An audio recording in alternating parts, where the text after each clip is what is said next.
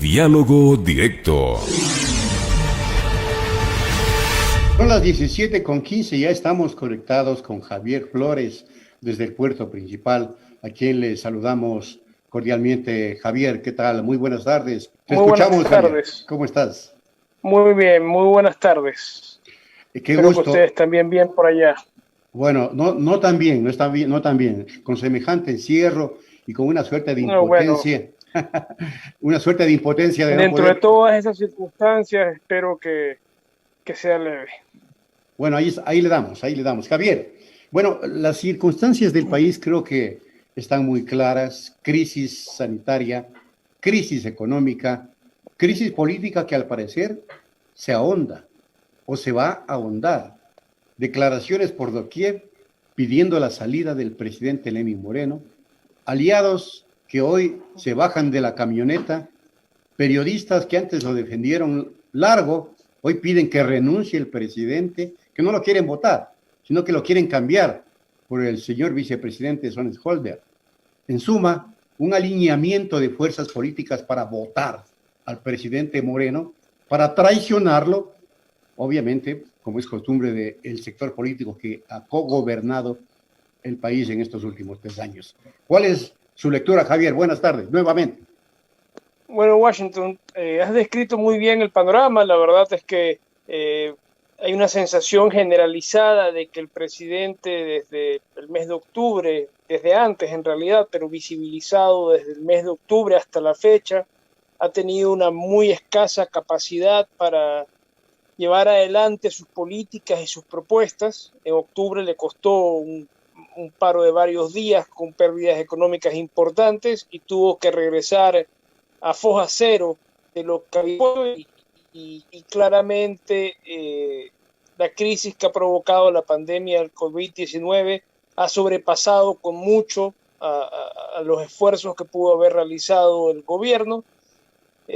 Ciertamente parte de lo que ha ocurrido tiene que analizarse en el contexto de las supresiones, la reducción gigante que sufrió el presupuesto de salud, lo cual conllevó pues ciertamente a la depauperación del servicio y a la pérdida de muchos valiosos doctores y enfermeras que podían estar hábiles para enfrentar esta crisis, y que las circunstancias de este gobierno que ha querido o que ha sido empeñado a los intereses de las élites económicas y en consecuencia ha sido nefasto para los intereses populares, en la medida en que derechos tan sensibles como la educación y la salud, por citar dos y ponerlos de ejemplo, se han visto acortados o reducidos sensiblemente en su presupuesto en el periodo de gobierno del presidente Moreno desde el 2017.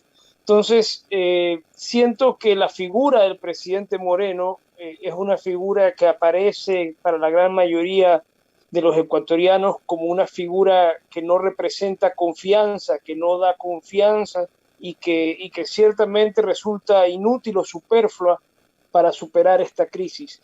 ¿Qué hacer ante ello? Pues bueno, hay algunos mecanismos legales o constitucionales, mejor dicho, que se podrían aplicar todavía en la medida en que no se ha cumplido con el plazo determinado en la Constitución para que impediría, digamos, que se aplique la muerte cruzada, que se cumple en este mismo mes ese plazo, y esa es una alternativa, pero claro, tampoco habría que descartar otras alternativas menos respetuosas de la legalidad. Lo que siento también, Washington, es que dadas las circunstancias, obviamente, y frente a esto, y también dada la debilidad tradicional de ese bloque, la sociedad civil ecuatoriana no tendría mucha respuesta frente a lo que se decida en las esferas del poder, en lo que tú has llamado la clase política, en tu pregunta. Creo que las circunstancias son bastante difíciles y la verdad es que no se ve un buen panorama para un país que no solo lo ha atacado la pandemia, sino que hay que recordar que nuestro principal producto de exportación está con unos valores mínimos, que tenemos una crisis económica arrastrada hace mucho tiempo, que nuestro nivel de confianza, nuestro rating de confianza a nivel internacional es escandalosamente alto. Es decir, son varios los elementos que contribuyen hacer pensar que el panorama del Ecuador es sombrío de cara al futuro.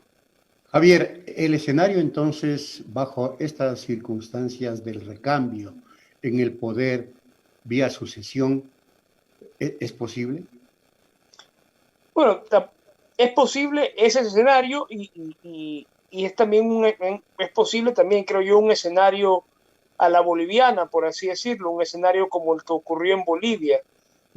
Recordemos que también esto se da en un contexto internacional que puede favorecer cualquiera de esas dos alternativas, porque realmente cada país está a lo suyo, está preocupado en lo suyo. Lo que ocurra en Ecuador pues se verá con bastante lejanía por parte de otros actores, y el actor principal, el hegemón de nuestra región, que es los Estados Unidos de América, pues ciertamente no se mosquearía mucho por cualquiera de este tipo de alternativas, sea una que se ciña a un escenario estrictamente legal, amparado en la Constitución, que se podría dar y tendría que verse de qué manera se da eso, pero también podría ser un escenario, y esto piensas en función de que más adelante la situación puede ponerse mucho peor en términos de que la población va a salir sí o sí a la calle, por las buenas o por las malas, a buscar alimentación y supervivencia, y eso puede generar escenarios de desestabilización bastante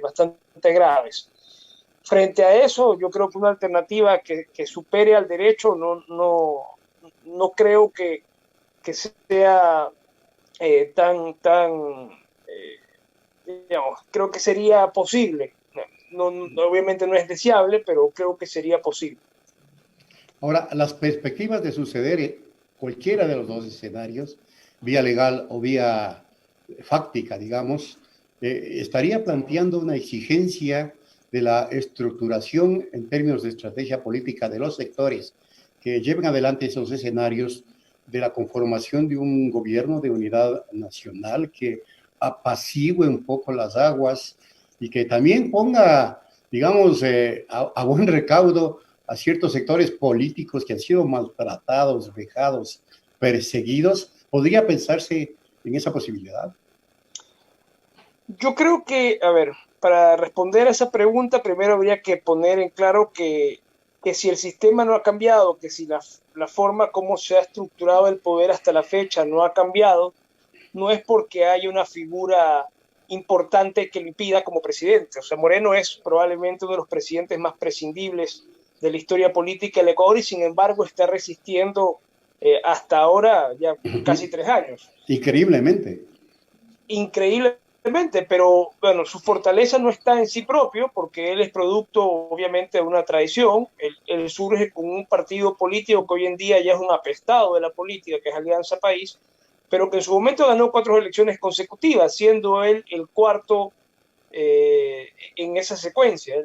Es decir, él viene de una estructura de poder que fue exitosa, y que cuando su grupo, el grupo morenista, por así decirlo, tomó el poder de ese movimiento político, básicamente en 3 años lo ha destruido, como también ha destruido el país. Pero ciertamente en ese contexto, Moreno es más bien una marioneta de los grupos a los cuales se entregó para renegar del correísmo que a él originó. Y como marioneta, digamos, es prescindible, ha cumplido un rol, pero si agotó sus posibilidades, si ya 4 de cada 5 ecuatorianos no le creen, si la desconfianza es tan generalizada, es evidente que incluso para sus propios valedores puede resultar conveniente removerlo del cargo. Eso, digamos, no es por Moreno que no se haría. El punto es cómo se reacomodan las fuerzas, porque hay varias tendencias, varios intereses en juego dentro de este gobierno. Ciertamente hay un grupo vinculado a Otto Sonnenholzner, por así ponerlo, como un grupo más de la costa, si se quiere, y también está el grupo que vendría a ser más propiamente quiteño, que sería el grupo de los Ruptura, que es un grupo, digamos, más o menos nuevo en el poder, en la medida en que nunca había estado tan arriba, siempre había estado en un rol mucho más secundario en la historia política del país, acompañando procesos con cierta capacidad de generar ideas, y hoy en día están reproduciendo las mañas de la vieja política, ya cuando están encumbrados en ella, de una forma bastante atroz. probablemente serán de los peores recordados en esta crisis. Y en esos dos grupos que pugnarían por el poder al interior del propio Morenato y de eventuales aliados de cada uno, ¿cuál crees tú que tenga más fuerza? ¿Los Ruptura o quienes están apoyando a Sonsholder? Es una pregunta muy interesante, pero la verdad es que la única respuesta la dará el futuro. No tengo elementos para vislumbrar eso. Me parece que digamos, si tuviera que intuir algo, me parece que va a ganar la partida los locales, digamos, el poder se ejerce en Quito y Otto en este sentido sería más visto como un intruso. Yo creo que se podría lograr algún mecanismo, pero lo que pasa en este escenario es que quién ¿Quién va a la vicepresidencia? Claro, quién está ahí no tan desgastado para empezar a hacer ese proceso. La verdad es que es un escenario difícil y en esa pugna la verdad es que no tengo elementos para ofrecerte una respuesta mucho más clara. Creería que las de ganar la tienen los de Ruptura en la medida en que están más, quiero usar esta palabra exprofeso, enquistados en el poder. Correcto. Ahora, la estrategia que es evidente y que incluso yo la difundí en redes sociales es que se monta un escenario de un eventual apoyo de golpe de Estado del correísmo para culpar al correísmo de ese eventual movimiento y también para vincular los actos de corrupción que hoy son a diario en este gobierno con el correísmo y señalar que Correa es lo mismo que Moreno y Moreno lo mismo que Correa, es decir, una suerte de continuismo para dar el golpe que al parecer pretenden. ¿Cómo entender esta estrategia que a mí me parece absolutamente traída de los cabellos? Porque esto del correísmo y de culparle al correísmo ya no les cree absolutamente nadie. Sí, realmente parece más una patada de ahogado que un argumento sólido. No sé qué tanto merezca consideración, porque básicamente se construyó todo el argumento en que Moreno era básicamente el contradictor de Correa, que yo creo que lo fue, porque honestamente Moreno es un tipo sin ideales, es un tipo débil, sustancialmente débil. Ni siquiera cuando lo nombraron, no es que lo nombraron por ser una figura de fuerza, sino porque era el menos desgastado de todos los que estaban en el correísmo en esa época, y se apostó por la figura ganadora, que no por una figura leal, aunque él predicó eso. Y él, cuando aceptó la candidatura, hay registro de esto en la prensa, el 1 de octubre del 2016, él dijo que la deslealtad no era el camino y que él estaba entregado a la causa de la Revolución Ciudadana, etcétera, etcétera, etcétera. Lógicamente, luego esas palabras terminaron siendo nada porque ni pasado muy poco tiempo de haber entrado al poder, pues claramente se diferenció del correísmo, lo cual, si lo observas desde la perspectiva de esta persona débil, sin ideales, es apenas lógico que Moreno haya hecho eso. Moreno no tiene el temperamento para aguantar 4 años una prensa que lo ataque como lo atacaba a Correa. Simplemente no tiene ese carácter, no tiene ese temperamento. Más bien él compró seguridad con este cambio, con este tránsito al anticorreísmo, digamos, para añadirle un tercer atributo a sus miserias. Ya no solo es un tipo débil y sin ideales, sino también es un tipo taimado, un traidor, un miserable traidor. Y eso es lo que realmente se puede entender de su evolución política. Luego, también frente a los grupos de poder a los cuales se entregó para comprar seguridad, él también es una marioneta. Y se ha durado tanto porque ha sido funcional a ellos. Lo que pasa es que la figura también ha tenido un desgaste tan brutal, es muy difícil encontrar a alguien que mira a Moreno con respeto, realmente. Entonces, llega un punto en que fuerzas ya están gestionando su cambio. Lo que pasa es que está atascado este cambio porque no se define quiénes son los ganadores del mismo. ¿Cómo sale de esto Moreno y en qué términos, y quiénes ascienden y en qué términos? Y esa creo que es una disputa que se está dando en este preciso momento. Ahora, ¿qué rol crees tú, Javier? Y sería mi última pregunta. ¿Juegan Nebot y Lasso en esto? Porque obviamente ninguno de los dos va a ser el ungido en el caso de que salga Moreno, pero también deben tener sus cartas para jugar.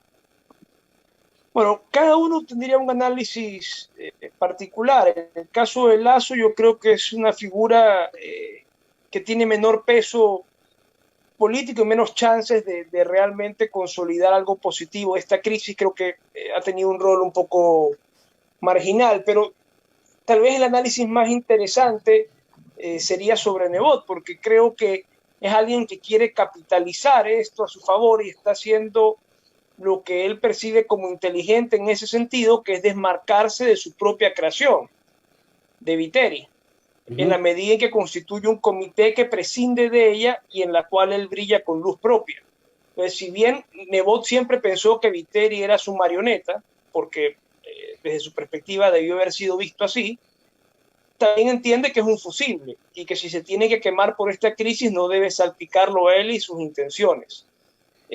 Luego, la forma como lo está haciendo Nebot, que puede parecer como inteligente, no sé si logra de todas maneras desmarcarse de lo que realmente está en juego en esa discusión, y si vamos a tener la entereza como sociedad civil y nuestra clase política de discutirlo, es el tema del modelo de desarrollo que se impulsó ahí sí durante los casi 20 años de administración de Nebot de la ciudad y que supuestamente bandereaba o discursiaba Viteri al respecto.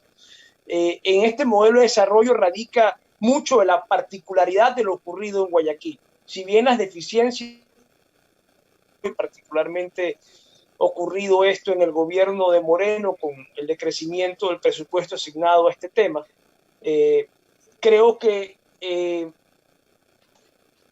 modelo es el que realmente es el gatillador de este problema en Guayaquil. Es realmente, al haber construido un modelo de ciudad particularmente desigual, particularmente injusto en la redistribución de los recursos y en la asignación de las obras frente a si eres de clase media o de clases populares, el hecho de tener enormes sectores de la población sin recursos, sin necesidades básicas satisfechas, es realmente un escenario que si uno lo analiza mucho más en detalle, si uno comprende la forma como ha crecido Guayaquil, se puede dar cuenta que el modelo exitoso ha sido una farsa.